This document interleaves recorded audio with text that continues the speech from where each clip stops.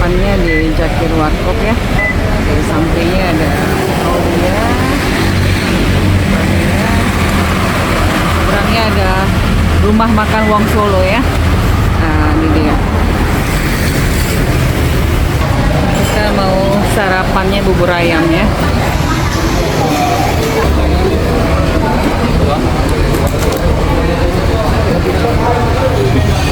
Ya ini nasi gurih ya. Tadi kita pesen nasi gurih juga.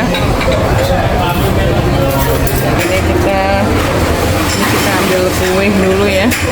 Kue ini yang buat kopi nih.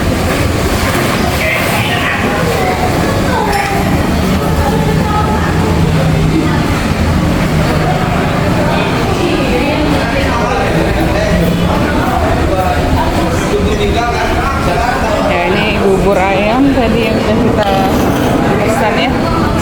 Ayamnya pakai telur. Bubur ayam ini memang ciri khas makanan Indonesia ya. Ya ini si nasi gurih ya, makanan khas juga ya di daerah Asia ya. Kalau di Malaysia nasi lemak, kalau di Aceh ini nasi gurih namanya.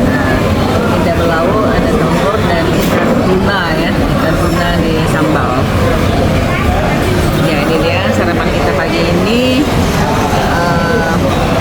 Selamat sarapan semuanya, salam sehat ya. Oke.